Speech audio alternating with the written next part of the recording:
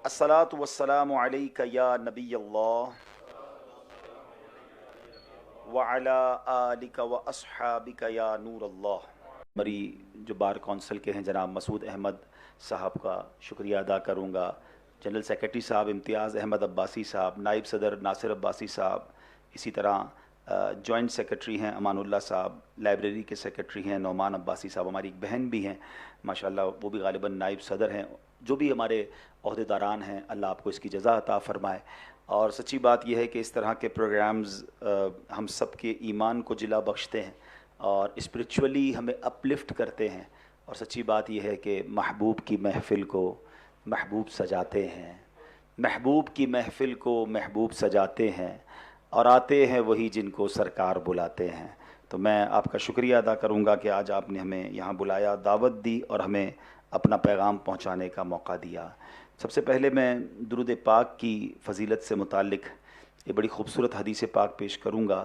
यहाँ जितने भी लोग बैठे हैं, हम सभी चाहते हैं कि हमारी परेशानियाँ दूर हो जाएँ, हमारी मुसीबतें दूर हो जाएँ, हम खुशहाल रहें। प्यारे आका मदीने वाले मुस्तफ़ा सल्लल्लाहु तआला अलैहि वसल्लम का फरमान आली शान है। मेरे आका फरमाते हैं कि जो कोई शख्स परेशानियों में हो, मुसीबतों में हो, हदीस पाक का मज़मून है कि जो शख्स परेशानियों में हो, मुसीबतों में हो, उसे चाहिए कि मुझ पर कसरत से दुरूद पढ़े कि दुरूद पाक परेशानियों और मुसीबतों को ले जाता है।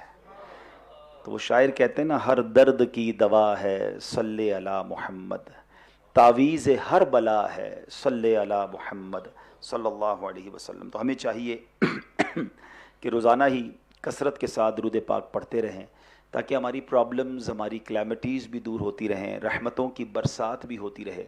और माशाल्लाह मुझे और भी बार काउंसिल्स में जाने का मौका मिला है, मगर आज जो मैंने कहते हैं ना, first impression is the last impression, जो आपने इस्तकबाल किया और ख़ास तौर पे वहाँ जिस तरह बेसाख्ता नारे बुलंद हुए और नबी पाक का ज़िक्र हुआ, तो मुझे अंदाज़ा हो गया मैं आशिकान रसूल की बज़म में आया हूँ, सरकार अलैहिस्सलातु वस्सलाम के दीवानों में आया हूँ। और वाकई होना यही चाहिए कि हम जिस भी हुलिये में हों, हम जिस भी कैफियत में हों, जिस भी डिपार्टमेंट में हों, हम उम्मती पहले हैं, ग़ुलाम पहले हैं और इसी ग़ुलामी पर हमें फ़ख्र होना चाहिए। अल्लाह हमें दुनिया में भी सरकार की ग़ुलामी और उनके ग़ुलामों में रहना नसीब फ़रमाए और क़यामत के दिन भी सरकार के परचम तले जमा होना नसीब फ़रमाए। मुझे एक मौजू दिया गया था, मुझे एक मकतूब मिला था आपकी तरफ से जब दावतनामे का, तो बताया गया कि प्यारे आका अलैहिस्सलातु वस्सलाम की सीरत पर और उसमें भी कुछ इंसाफ के पहलुओं पर बात की जाए। आप पढ़े लिखे लोग हैं और माशाल्लाह आपने बहुत बड़ी बड़ी किताबें पढ़ी हैं, लेकिन सरकार दो आलम सल्लल्लाहु तआला अलैहि वसल्लम की बात जब भी की जाए प्यारी ही लगती है। जिससे मोहब्बत होना, उसका ज़िक्र बार बार सुने फिर भी अच्छा ही लगता है। तो आज इंशाअल्लाह कुछ सरकार दो आलम अलैहिस्सलातु वस्सलाम की मुबारक ज़ात के बारे में अर्ज़ करने की सआदत हासिल करूँगा। सच्ची बात यह है कि ना तो हमारे पास अल्फाज हैं और ना हमारी औकात है कि हम कायनात की सबसे अजीम हस्ती का ज़िक्र खैर करें। और अल्लाह करीम कुरान मजीद फ़ुरक़ान हमीद में सरकार दो आलम अलैहिस्सलातु वस्सलाम की शान बयान करते हुए कुरान में इरशाद फरमाता है, व इन्नका लअला खुलुकिन अज़ीम, और बेशक तुम्हारी खूबू बड़ी शान की है। अल्लामा अब्दुल मुस्तफ़ा आज़मी रहमतुल्लाहि तआला लिखते हैं कि सरकार दो आलम अलैहिस्सलातु वस्सलाम महसीन इखलाक के तमाम गोशों के जामे थे, यानी हिल्म व अफ़, रहम व करम, अदल व इंसाफ, जूद व सखा, ईसार व कुर्बानी, मेहमान नवाजी, अदम तशद्दुद, शुजात, इफ़ाए अहद, हुस्न मामला, सब्र व कनाअत, नरम गुफ्तारी, खुश रूई, मिलनसारी, मुसावात, गमखारी, सादगी व बेतकल्लुफ़ी, तवाज़ो और इनकिसारी और हयादारी की इंतहाई बुलंद, यूँ समझिए कि मंजिल पर फाइज़ हैं। अल्लाह अकबर। मुझसे पहले जो नात ख़्वां भाई नात पढ़ रहे थे कि प्यारे आका जैसा वाकई कोई नहीं है, और ये बात सैयदी आला हज़रत इमाम इश्क व मोहब्बत ने भी बड़े प्यारे अंदाज में फ़रमाई और इसी आयत की तरफ इशारा फरमाया कि तेरे खल्क़ को हक़ ने अज़ीम कहा, तेरी खुल्क़ को हक़ ने जमील किया, کوئی تجھ سا ہوا ہے نہ ہوگا شہا، تیرے خالق حسن و ادا کی قسم، وہ خدا نے ہے مرتبہ تجھ کو دیا، نہ کسی کو ملے نہ کسی کو ملا، کہ کلام مجید نے کھائی شہا، تیرے شہر و کلام و بقا کی قسم، تیرا مسند ناز عرش بری، تیرا محرم راز روح امی، تو ہی سرور ہر دو جہاں ہے شہا، تیرا مثل نہیں ہے خدا کی قسم۔ نبی پاک علیہ الصلوۃ والسلام کے زندگی کے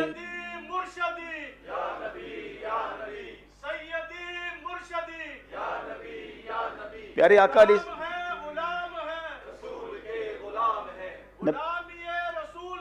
موت بھی ماشاء اللہ ماشاء اللہ۔ تو میں عرض کر رہا تھا کہ پیارے آقا علیہ الصلوۃ والسلام کے کس زندگی کے پہلو پر ہم بات کریں، اللہ کریم نے ہر پہلو میں ہی ایک کمال کا ایسی جامع پرسنالٹی نبی پاک کو بنایا کہ آج ساری دنیا کے لیے آپ رول ماڈل ہیں۔ چونکہ وکلاء موجود ہیں اور کوٹ سے تعلق رکھنے والے عاشقان رسول موجود ہیں، تو نبی پاک کی زندگی کے چند واقعات اور کچھ احادیث اور قرآن پاک کی ایک دو آیات پیش کر کے وقت کے اندر ہی جو مجھے وقت دیا گیا ہے اپنی گفتگو کو ختم کروں گا۔ ایک بہت ہی ایمان افروز واقعہ ہے جو صرف وکلاء کے لیے نہیں، تاجر جو بیٹھے ہیں تاجروں کے لیے بھی ہے، اور جو مجھے لائیو سوشل میڈیا پہ سن رہے ہیں تمام ہی مسلمانوں کے لیے بڑا بینیفیشل ہے۔ پیارے آقا علیہ الصلوۃ والسلام کا ایک انداز ہوا کرتا تھا کہ آپ بار بار مجمع میں ایک اعلان کرتے تھے، اور آپ اعلان کیا فرماتے تھے کہ اگر کسی شخص کو میری وجہ سے کوئی تکلیف پہنچی ہے یا کسی کا کوئی قرض مجھ پر آتا ہے تو وہ مجھ سے وصول کروا لے، وصول میرے رب کا معاملہ ہے نا۔ اگر کوئی 70 سال ہے کہ جب تک بندہ معاف نہیں کرتا رب بھی معاف نہیں فرمائے گا۔ تو نبی پاک کا یہ اعلان، اور پھر صرف اعلان نہیں تھا، ایک نہیں دو نہیں، سیرت مصطفیٰ میں کئی ایسے آپ کو واقعات ملتے ہیں جہاں نبی پاک علیہ الصلوۃ والسلام نے اس کو پریکٹیکل کر کے بھی دکھایا۔ اب ذرا جو میں واقعہ سنانے جا رہا ہوں یہ ہمارے یوں سمجھے کہ رونگٹوں کو کھڑا کر دیتا ہے کہ اللہ کے حبیب علیہ الصلوۃ والسلام کس عاجزی اور انکساری کے ساتھ اپنے صحابہ کے ساتھ جو ہے وہ انداز اختیار کرتے تھے۔ ایک موقع پر نبی پاک علیہ الصلوۃ والسلام نے فرمایا، اے گروہ مسلمین، تمہیں اللہ کی قسم اور تم پر اپنے حق کا واسطہ دے کر کہتا ہوں، اگر میری طرف سے کسی پر کوئی ظلم ہوا ہے تو وہ کھڑا ہو جائے اور قیامت میں بدلہ لینے کی بجائے مجھ سے یہی بدلہ لے لے۔ ایک بھی کھڑا نہیں ہوا۔ آپ نے پھر اعلان کیا، کوئی کھڑا نہ ہوا۔ نبی پاک نے تیسری بار اعلان فرمایا۔ اب چونکہ یہ نبی پاک کی حیات طیبہ، اللہ اکبر، یہ کیا ہونے جا رہا ہے، یہ کیسا نبی ہے جو خود ہی اپنا قصاص دینا چاہ رہا ہے، اللہ اکبر۔ حضرت بلال بی بی فاطمہ کے پاس جاتے ہیں، کہتے ہیں اے فاطمہ، آپ کے بابا جان نے بھیجا ہے رضی اللہ تعالی عنہا، جناب رسول اللہ صلی اللہ علیہ وسلم نے بھیجا ہے اور مجھے وہی پتلی والی چھڑی چاہیے جو پیارے آقا استعمال فرماتے۔ بی بی فاطمہ کہتی ہیں اے بلال، نہ کوئی غزوہ ہے نہ تو آج یوم عرفہ ہے، نبی پاک آج چھڑی کا کیا کریں گے؟ حضرت بلال کہتے ہیں ماجرا یہ ہے کہ نبی پاک نے اعلان کیا ہے کہ کوئی مجھ سے بدلہ لینا چاہے تو لے لے۔ ایک صحابی کھڑے ہو گئے ہیں، وہ بدلہ لینا چاہتے ہیں اور رسول پاک چاہتے ہیں اسی چھڑی سے بدلہ لیا جائے۔ اللہ اکبر۔ بی بی فاطمہ تڑپ اٹھتی ہیں، آپ عرض کرتی ہیں اے بلال، نبی پاک علیہ الصلوۃ والسلام کو جا کر کہو ایسا کون ہے جو آپ سے بدلہ لینا چاہتا ہے؟ اگر ایسا ہی ہے تو اے بلال ایسا ہونے نہ دینا، حسن اور حسین موجود ہیں، ان دونوں کو اس کے آگے کھڑا کر دینا۔ کہا پہلے ان سے بدلہ لے لو، یہ نانا کے نواسے ہیں، یہ نبی پاک ہی کا خون ہے، ایسا کیسے ہو سکتا ہے کہ ہمارے ہوتے ہوئے سرور کائنات علیہ الصلوۃ والسلام پر چھڑی اٹھائی جائے؟ اللہ اکبر۔ حضرت بلال پہنچے اور وہ چھڑی جو ہے حضرت بلال نے نبی پاک کو دے دی، اور پیارے آقا نے بھرے مجمع میں وہ چھڑی حضرت عکاشہ رضی اللہ تعالیٰ عنہ کے حوالے کر دی کہ اے عکاشہ اب آؤ اپنا بدلہ لے لو۔ مگر ایسا ہوتے ہی حضرت ابو بکر کھڑے ہو گئے، حضرت عمر کھڑے ہو گئے، کہتے ہیں اے عکاشہ ایسا مت کرو، اگر بدلہ لینا ہے تو ہم سے بدلہ لے لو، رسول پاک کی جگہ ہم حاضر ہیں۔ نبی پاک علیہ الصلوۃ والسلام نے کہا اے ابو بکر تم ہٹ جاؤ، اے عمر تم ہٹ جاؤ، اللہ تمہارا مرتبہ جانتا ہے، عکاشہ مجھ سے بدلہ لینا چاہتا ہے۔ اللہ اکبر۔ اتنے میں مولا علی کھڑے ہو گئے، کہتے ہیں عکاشہ نبی پاک سے نہیں، میں اپنے آپ کو پیش کرتا ہوں، مجھے 100 کوڑے مارنے ہیں تو مار دو، میرے آقا کو ایک چھڑی نہ مارنا۔ حضرت نبی پاک کہتے ہیں اے علی تم بیٹھ جاؤ، رب تمہارا مرتبہ جانتا ہے، عکاشہ کو اپنا بدلہ لینے دو۔ اب نواسہ رسول موجود ہیں، اپنے نانا جان پر چھڑی اٹھاتے ہوئے وہ کیسے دیکھ سکتے ہیں؟ وہ بھی کھڑے ہو گئے, کہتے اے عکاشہ ہم سے بدلہ لے لو, مگر نبی پاک نے انہیں بھی بٹھا لیا. اللہ اکبر. اب حضرت عکاشہ رضی اللہ تعالیٰ عنہ آگے بڑھتے ہیں. ایوری بڈیز بڑا کانشیس معاملہ ہے, ہر بندہ حیران ہے یہ ہونے کیا جا رہا ہے. حضرت عکاشہ کہتے ہیں حضور جب میرے پیٹ پہ چھڑی لگی تھی نا, میرے جسم پر کرتا نہیں تھا, میرا لباس نہیں تھا, حضور آپ نے اس وقت کرتا پہنا ہوا ہے. اللہ اکبر. اب نبی پاک نے اپنے مبارک پیٹ سے کپڑا بھی ہٹا دیا, اب پیارے آقا نے اپنا کرتا بھی اوپر اٹھا دیا. مسلمانوں کی چیخیں نکل گئیں. اللہ اکبر. اور لوگ یہ دیکھ رہے تھے کہ عکاشہ یہ دیکھتے ہو کہ رسول پاک کے پیٹ پہ چھڑی مارے گا. اب جناب حضرت عکاشہ نے جب مبارک پیٹ کو دیکھا, اس کی مبارک سفیدی کو دیکھی, چھڑی کو پھینکا اور نبی پاک کے جسم اقدس سے لپٹ گئے, پیارے آقا کے بوسے دینے لگے.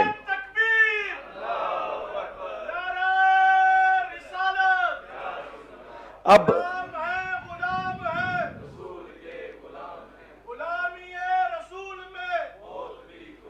ماشاء اللہ. اب میں نعرے والے بھائی سے کہوں گا کہ تھوڑا سا میرا بیان اینڈ ہو جائے, پھر جی بھر کے آپ نعرے لگا لیجئے گا تاکہ جو میں پیغام دینا چاہتا ہوں وہ آن ٹائم پہنچ جائے. تو اب کیا ہوا کہ حضرت عکاشہ چپٹ گئے نبی پاک کے جسم سے. تو پیارے آقا فرماتے ہیں اے عکاشہ بدلہ نہیں لوگے, مجھ سے بدلہ لے لو, مجھ سے بات کر لو جتنی بات کرنی ہے. اللہ اکبر. وہ کہتے ہیں حضور کیا میں آپ سے بدلہ لینے کا سوچ سکتا ہوں؟ پیارے آقا نے فرمایا بدلہ نہیں لینا تو معاف کر دو. کہتے حضور میری اوقات تو نہیں, مگر ان الفاظ کے ساتھ آپ کو معاف کر رہا ہوں کہ میں آپ کو معاف کرتا ہوں, اللہ قیامت کے دن مجھے معاف فرما دے. سبحان اللہ. نبی پاک فرماتے جو شخص جنت میں میرے رفیق کو دیکھنا چاہتا ہو میرے اس بوڑھے صحابی کو دیکھ لے. حضرت عکاشہ نے گویا نبی پاک سے جنت حاصل کر لی. اے میرے پیارے اسلامی بھائیوں, یہ ایک واقعہ حقوق العباد اور انصاف کا وہ پیغام دیتا ہے کہ جناب رسول اللہ صلی اللہ علیہ وسلم رب کے حبیب ہیں. He is the reason of the all creation. میرے آقا وجہ تخلیق کائنات ہیں. آپ عرش کے مہمان بنتے ہیں, آپ عرش سے آگے رب کے مہمان بنتے ہیں. فرشتے آپ کی میزبانی کا شرف لینے کے لیے تڑپتے ہیں, مگر آپ کا انداز اپنے غلاموں کے ساتھ یہ ہے, اپنے صحابہ کے ساتھ یہ ہے کہ انصاف کے ساتھ اگر کسی کا دل دکھایا ہے مجھ سے بدلہ لے لو, قرضہ آتا ہے تو واپس لے لو. یہ ہم سب کے لیے پیغام ہے. بعض اوقات ہم روڈ ہو جاتے ہیں, بعض اوقات ہم دل دکھا بیٹھتے ہیں, بعض اوقات کسی کے ساتھ زیادتی ہو جاتی ہے. خدا کی قسم یہ دنیا میں ہمیں کلیئر کرنا ہوگا, ورنہ ایسا نہ ہو کہ قیامت کے دن کی شرمندگی میں ہم گرفتار ہو جائیں. بعض اوقات دنیا کا مال, دنیا کی شہرت, دنیا کا اقتدار ہمیں نظر آتا ہے تو ہم انصاف کے تقاضوں میں چوک کر جاتے ہیں. نہیں میرے پیارے اسلامی بھائیوں, خاص طور پر منصف ہونا, انصاف کا خیال رکھنا, یہ ہمارے اسلام کا شاندار پیغام ہے. ایک بات آپ نے پہلے بھی سنی ہوگی, پیارے آقا علیہ الصلوۃ والسلام نے ایک حدیث پاک میں بہت خوبصورت وضاحت فرمائی کہ بروز قیامت اللہ کے عرش کا سایہ کن کو ملے گا. نبی پاک نے 7 کیٹیگریز بیان کی, 7 قسم کے خوش نصیب بیان کیے. ٹرائی ٹو امیجن کہ جب سورج 1.25 میل پر ہوگا, کوئی سایہ نہ ہوگا, اس وقت گرمی کا عالم کیا ہوگا, مگر وہ 7 قسم کے خوش نصیب جن کو اللہ کے عرش کا سایہ نصیب ہوگا. سبحان اللہ. ان میں جو پہلی کیٹیگری بیان فرمائی نبی پاک نے فرمایا وہ عادل حکمران ہوگا, جو عدل کرنے والا حکمران ہوگا. تو پتہ یہ چلا کہ جن کے ہاتھ میں قہر و تسلط ہے, جن کے ہاتھ میں اقتدار ہے, جن کے ہاتھ میں انفلوئنس ہے, اگر وہ عدل نہیں کرتے تو وہ اپنا انجام سوچ لیں. اور جن کو اللہ نے یہ موقع دیا ہے تو وہ عدل کا ساتھ دیں, وہ انصاف کا ساتھ دیں اور انصاف کے تقاضوں کو پورا کریں. اور یہی نبی پاک علیہ الصلوۃ والسلام کی سیرت میں ملتا ہے. سبحان اللہ. یہ ایک بار نہیں ہوا, ایک اور موقع پر بھی ایک صحابی رسول ہیں, غزوہ بدر کا ہی موقع ہے. تیری ہلاکت ہو, اگر میں آؤں گا تو کون عدل کرے گا. یعنی نبی پاک اس قدر فوقیت عطا فرماتے تھے عدل کو. اسی طرح کے واقعات ملتے ہیں میرے پیارے اسلامی بھائیوں. پیارے آقا علیہ الصلوۃ والسلام نے خود بہت خوبصورت ارشاد فرمایا, لوگ آدم کی اولاد ہیں اور آدم مٹی سے پیدا کیے گئے ہیں. ہم سب آدمی کہلاتے ہیں نا, تو پھر ہم ایک ہی ہیں نا, مٹی سے بنے ہوئے ہیں, تو پھر فرق کیا ہے. اور پیارے آقا نے حجت الوداع کے موقع پر جو ارشاد فرمایا, اے لوگو تمہارا پروردگار ایک ہی ہے, تمہارا باپ ایک ہی ہے. کسی عربی کو کسی اجمی پر اور کسی اجمی کو کسی عربی پر, کسی گورے کو کسی کالے پر اور کسی کالے کو کسی گورے پر کوئی فضیلت حاصل نہیں ہے. فضیلت صرف تقوی کی بنیاد پہ ہے. اچھا نبی پاک علیہ الصلوۃ والسلام کس طرح منگل ہو جاتے تھے, صحابہ کے ساتھ کس طرح اپنی جو ہے وہ شخصیت کو گم فرما دیا کرتے. مسجد قباء کی تعمیر کا موقع ہے, یہ اسلام کی سب سے پہلی مسجد ہے. اللہ مجھے اور آپ کو اس مسجد کا بار بار دیدار عطا فرمائے. کیا شاندار مسجد ہے مدینہ منورہ میں کہ نبی پاک نے اپنے ہاتھوں سے اس کی بنیاد رکھی اور ارشاد فرمایا جو 2 رکعت مسجد قباء میں ادا کرے اسے عمرے کا ثواب عطا کیا جاتا ہے. اچھا نبی پاک کا انداز کیا تھا کہ آپ علیہ الصلوۃ والسلام اپنے صحابہ کے ساتھ خود پتھر اٹھا کر مسجد قباء کی تعمیر کر رہے تھے. آپ کے جسم اقدس جو ہے اس میں زخم بھی ہو جاتا. صحابی عرض کرتے کہ حضور آپ نہ اٹھائیے, ہم اٹھا لیتے ہیں, ہم یہ کام کر لیتے ہیں. نبی پاک اس کی دل جوئی کے لیے وہ پتھر تو چھوڑ دیتے مگر دوسرا پتھر اٹھا لیتے اور تعمیر میں حصہ ملاتے. تو سبحان اللہ, گویا ڈیوٹیز میں بھی آپ انصاف فرماتے تھے کہ کام کرنا ہے, انصاف کی گفتگو کرنی ہے. اگر ہمارے بھائی بہن ہمارے ساتھ ہیں ہمیں ان کے ساتھ بھی انصاف کرنا ہے. ہم جناب اگر اپنا آفس چلاتے ہیں اور ہمارے وہاں چور کے ہاتھ کاٹنے کی سزا تھی اور وہ قبیلے والے بڑے پریشان ہو گئے کہ اتنا بڑا قبیلہ اگر ہمارے خاندان کی ہمارے قبیلے کی کسی خاتون کے ہاتھ کاٹ دیے گئے تو پورے قبیلے کا ناک کٹ جائے گی. تو ایک صحابی رسول کو تیار کیا تھا کہ جا کر نبی پاک سے عرض کریں اور کوئی سفارش کریں, اس سزا میں کوئی تخفیف ہو جائے. وہ صحابی نبی پاک کے پاس جا کر عرض کرتے حضور قبیلے والے آئے ہیں, بڑے پریشان ہیں, خاتون کا معاملہ ہے, چوری تو ہو گئی ہے, حضور کوئی رعایت ہو جائے, ان کی عزت خراب ہو جائے گی. اللہ کے نبی علیہ السلام جلال میں آ گئے اور آپ فرماتے ہیں تم اللہ کی حدود میں مجھ سے سفارش لینے آئے ہو, یاد رکھو اگر میری بیٹی فاطمہ بھی اگر چوری کرے تو اسلام اس کے بھی ہاتھ کاٹنے کا حکم دے گا. پیارے آقا اپنی بیٹی کے معاملے میں بھی فقط انصاف کی بات فرما رہے ہیں. تو ہم سوچیں کہ ہمیں کس قدر انصاف کا ساتھ دینا ہے. بس اگر میرا اور آپ کا توکل مضبوط ہو جائے نا کہ جو لکھا ہے وہ مل کر رہے گا, وہ کہیں نہیں جاتا.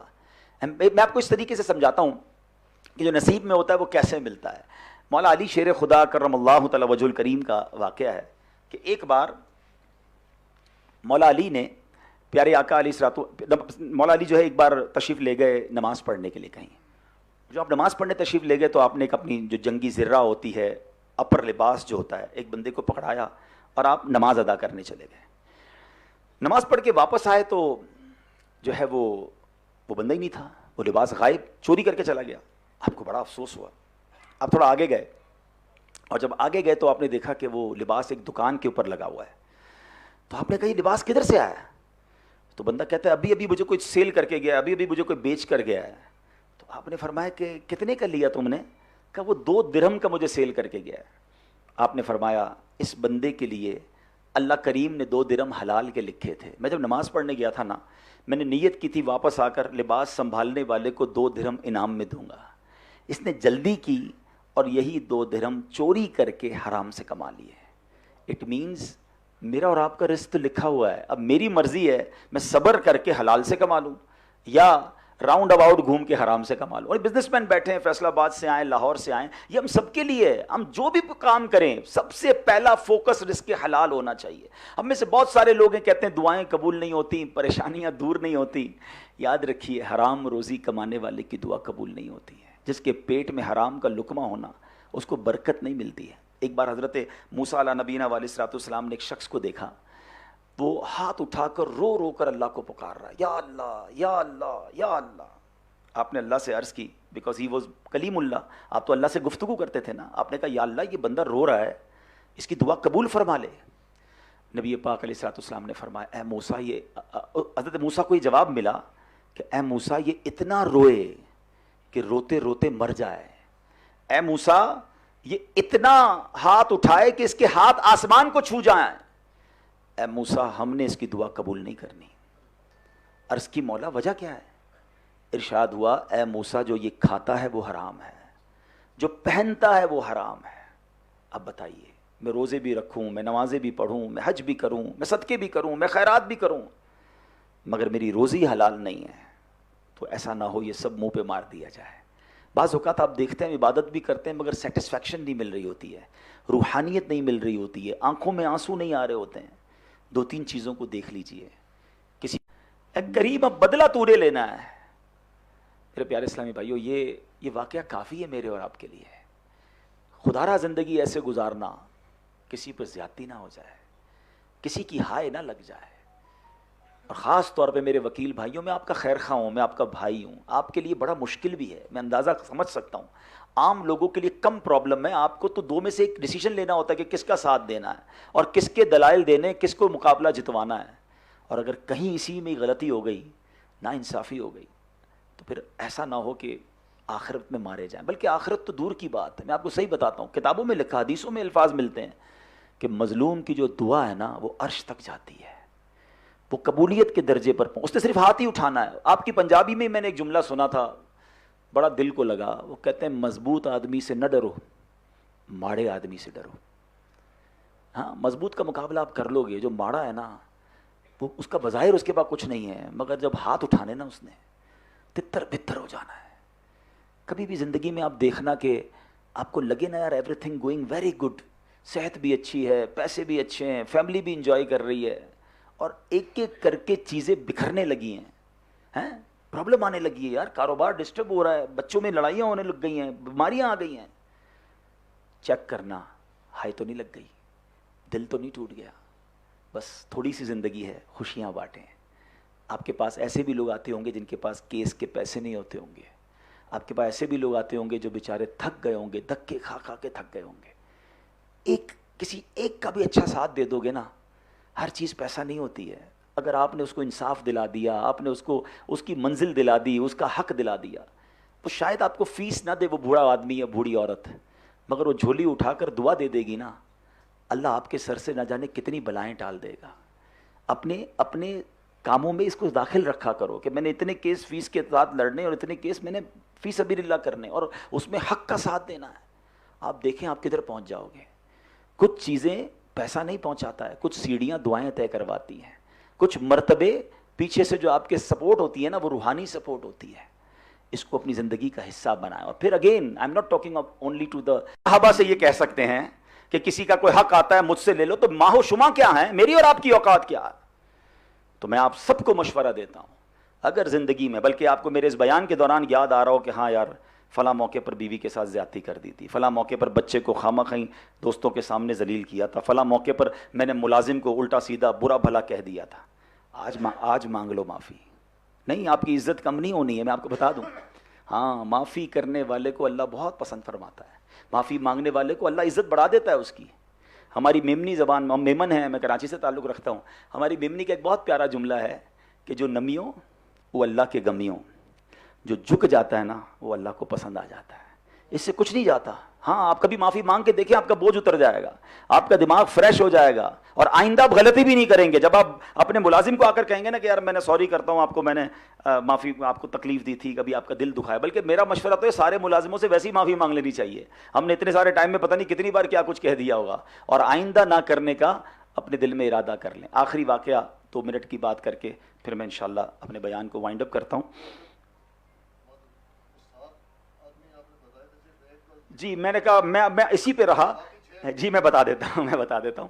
اللہ کے عرش کا سایہ جن 7 خوش نصیبوں کو ملے گا ان میں پہلا بتایا عادل حکمران.